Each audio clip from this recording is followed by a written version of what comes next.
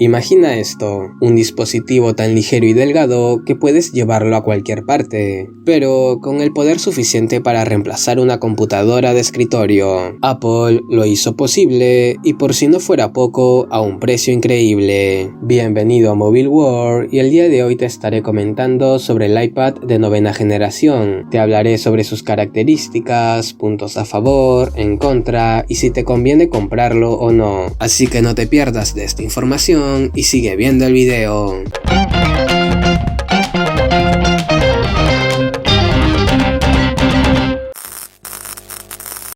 Para quienes no tengan contexto, déjame explicarte un poco de qué tratan las tabletas, ya que conozco de personas que no encuentran un espacio para ellas dentro de su ecosistema. Sin embargo, estas ya han llegado al punto de que te brindan una experiencia intuitiva y versátil. Por ejemplo, imagina leer un PDF en tu celular. Por temas del tamaño de la pantalla, muchas veces realizar multitarea se vuelve complicado. Y sabes que no estoy mintiendo. Si alguna vez has intentado dividir la pantalla para anotar tus ideas en otra ventana, eres consciente de que es un proceso complejo, lo que conlleva a otro problema: tomar apuntes en hojas, cuadernos o bloc de notas, con los cuales, si no eres una persona organizada o si tiendes a tener ideas espontáneas que surgen en cualquier momento, incluso estando en un café, corres el riesgo de perder la coherencia y la organización de tus apuntes. Y si llegamos al peor de los casos, perder la información que anotas en hojas sueltas de tus ideas más frescas. Y te lo comento porque es algo que me pasa y me llevó a decir: basta,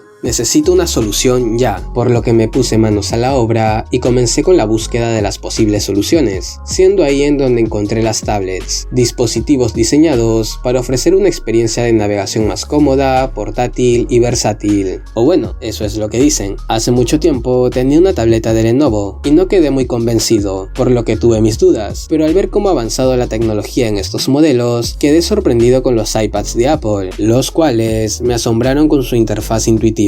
Y es que estos dispositivos no solo te ayudan a mejorar tu productividad, sino que incluso tienen un rendimiento optimizado para dejarte jugar videojuegos que demanden de potencia, como lo es el Genshin Impact, el cual incluso puedes jugar en el iPad de 9ª generación. Pero ya mucho contexto, ¿no lo crees? Entremos en detalle. ¿Qué características tiene esta tableta y qué la hace tan especial? Respecto a su pantalla, este es IPS de 10.2 pulgadas, la cual es una muy buena alternativa para ver contenidos, ya que su tamaño te brinda un espacio amplio para ver tus series, partidos y películas de manera cómoda, además de contar con el chip Apple A13 Bionic y 3 GB de RAM, los cuales te permitirán tener una experiencia fluida en tus aplicaciones del día a día y videojuegos. Por otro lado, su almacenamiento es de 64 GB, que aunque puede ser suficiente para la mayoría de usuarios, es importante tener en consideración este apartado si sueles descargar muchos videojuegos o aplicaciones, ya que podría llenarse con facilidad.